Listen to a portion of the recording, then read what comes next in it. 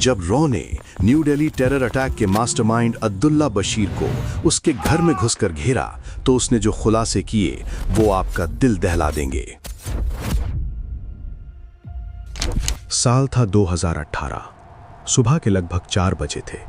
दिल्ली की ठंडी हवा में सायरनों की आवाज नहीं थी, कोई गोली नहीं चली थी, कोई धमाका नहीं हुआ था। लेकिन अगर उस सुबह सिर्फ कुछ घंटे की देरी हो जाती तो शायद पूरा देश आज एक और तारीख को काले दिन के रूप में याद कर रहा होता।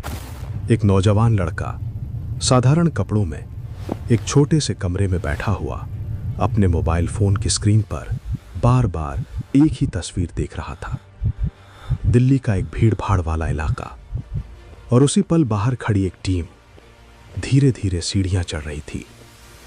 दरवाजा खुला और एक आवाज आई, पुलिस, हिलना मत।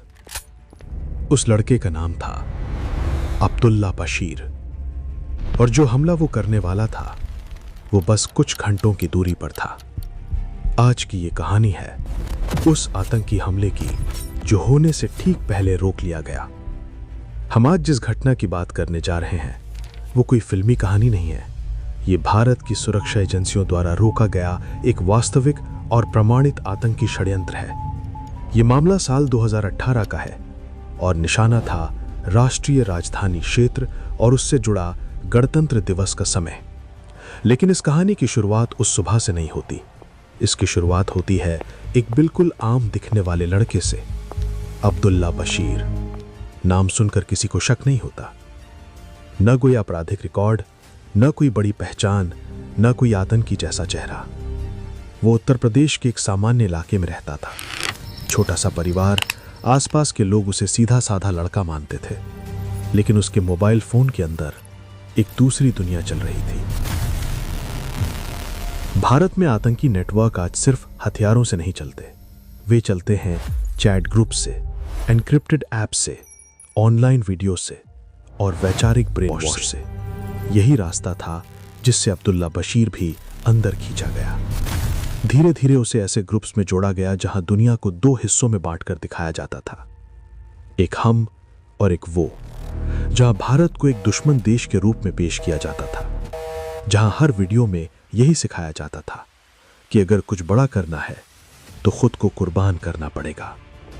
यहीं से शुरू होती है उस खतरनाक सोच की ट्रेनिंग जिसे सुरक्षा एजेंसियां रेडिकलाइजेशन कहती हैं। लेकिन ये लड़का सिर्फ ऑनलाइन बातों तक सीमित नहीं रहा। धीरे धीरे वो उन लोगों के संपर्क में आया जो भारत के बाहर बैठे थे, जो उसे निर्देश दे रहे थे और जो साफ साफ कह रहे थे, तुम्हें भारत में हमला करना है। योजना साफ थी। देश का सबसे संवेदनशील समय चुना गया था, गणतंत्र दिवस के आसपास का समय, जब देश भर में सुरक्षा व्यवस्था बेहद कड़ी रहती है लेकिन भीड़ भी सबसे ज्यादा होती है। यही विरोधाभास आतंकियों के लिए मौका बन जाता है। अब्दुल्ला को जो निर्देश दिए गए थे उनमें एक बात बार बार दोहराई जाती थी कि रेकी जरूरी है, और यही वो गलती थी जिसने इस पूरे षड्यंत्र को उजागर कर दिया। अब्दुल्ला अपने फोन में लगातार कुछ खास जगहों की तस्वीरें सेव कर रहा था। कुछ सड़कें, कुछ सार्वजनिक स्थल, कुछ सरकारी परिसरों के आसपास के इलाके, कौन सी गली में कैमरा है, कहां गार्ड बदलते हैं, किस वक्त भीड़ ज्यादा होती है। और इसी दौरान भारत की खुफिया एजेंसियों की नजर एक अंतर्राष्ट्रीय ऑनलाइन नेटवर्क पर गई। कुछ संदिग्ध अकाउंट्स, कुछ विदेशी आईपी एड्रेस और कुछ ऐसे मैसेज जिनमें भारत से जुड़े लक्ष्य की बातें हो रही थीं। यहीं से इस केस में दिल्ली पुलिस की स्पेशल सेल की एंट्री होती है। स्पेशल सेल को पहले से ही इनपुट मिल रहे थे कि भारत में कुछ युवा लड़कों को ऑनलाइन प्लेटफॉर्म के जरिए कट्टरपंथी बनाया जा रहा है। जब उस नेटवर्क को ट्रैक किया गया तो एक नाम बार बार सामने आने लगा, अब्दुल्ला। शुरुआत में सिर्फ डिजिटल सर्वेलेंस था, उसके कॉल्स, उसके मैसेजेस, उसकी ऑनलाइन गतिविधियां। और जैसे जैसे डेटा इकट्ठा होता गया, तस्वीर और साफ होती चली गई। ये कोई सामान्य विचारधारा वाला युवक नहीं था। ये एक ऐसा व्यक्ति था जो आतंकी हमले की तैयारी कर रहा था। सबसे चिंताजनक बात यह थी कि उसकी बातचीत में बार बार एक ही शब्द आ रहा था, जल्दी, टाइम कम है, जल्दी करना है, डेट बदल नहीं सकती। यानी योजना तैयार थी, अब सिर्फ उसे अंजाम देना बाकी था। जांच में यह भी सामने आया कि वो अपने संपर्कों को यह भरोसा दे चुका था कि मैं तैयार हूं, और यहीं से एजेंसियों के लिए खतरा कई गुना बढ़ गया, क्योंकि जब कोई व्यक्ति खुद को मरने के लिए तैयार कर लेता है तो उसे रोकना सबसे मुश्किल हो जाता है। अब सवाल था वो हमला कहां करने वाला था। जांच में सामने आया कि उसके फोन में राष्ट्रीय राजधानी क्षेत्र से जुड़ी कई लोकेशन सेव थीं। कुछ सार्वजनिक स्थल जहां आम नागरिकों की भारी भीड़ रहती है, ये कोई एक निश्चित जगह नहीं थी, बल्कि संभावित टारगेट्स की एक सूची थी। यानी अंतिम लक्ष्य परिस्थितियों के हिसाब से चुना जाना था। और यही बात इस केस को और खतरनाक बना देती है, क्योंकि अगर एक जगह सुरक्षित हो जाए तो दूसरी जगह। अब एजेंसियों के पास समय बहुत कम था। डिजिटल सर्वेलेंस से यह साफ हो गया था कि अब्दुल्ला जल्द ही अपनी लोकेशन बदलने वाला है। उसकी गतिविधियों में तेजी आ चुकी थी, और तभी एक मैसेज इंटरसेप्ट हुआ, एक छोटा सा वाक्य, अब देर नहीं कर सकते। यही वो पल था जब ऑपरेशन को तुरंत जमीनी स्तर पर उतारने का फैसला किया गया। स्पेशल सेल की टीम गुप्त रूप से उस इलाके में पहुंची जहां अब्दुल्ला मौजूद था।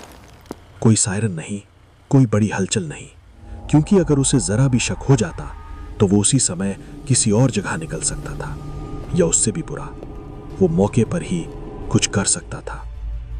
और अब हम लौटते हैं कहानी के उसी शुरुआती दृश्य पर।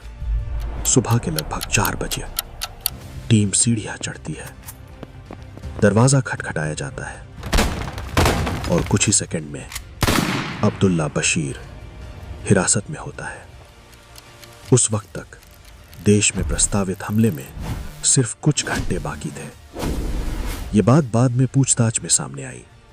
जब उससे पूछा गया कि तुम कब हमला करने वाले थे, तो उसने जो समय बताया वो अगले ही दिन का था। यानी अगर उस रात उसकी गिरफ्तारी नहीं होती तो अगले कुछ घंटों में देश एक बड़े हमले की खबर सुन सकता था। अब गिरफ्तारी तो हो गई थी, लेकिन असली कहानी अब शुरू होती है।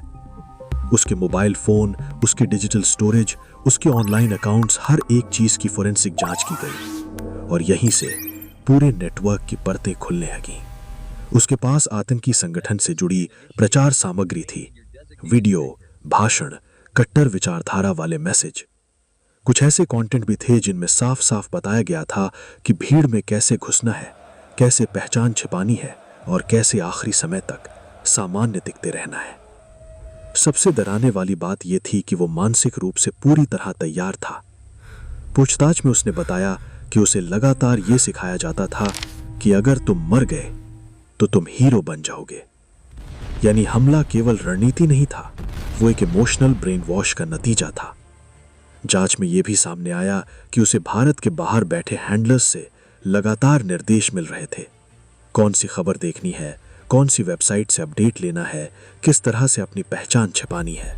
ये पूरा एक डिजिटल आतंक नेटवर्क था, और अब्दुल्ला उस नेटवर्क का मैदान में उतरने वाला मोहरा था। ये भी सामने आया कि वो अकेला नहीं था।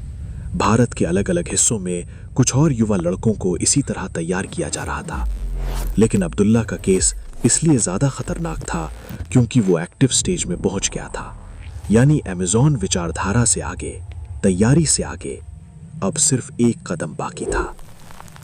गिरफ्तारी के बाद स्पेशल सेल ने पूरे नेटवर्क को पीछे तक ट्रेस किया।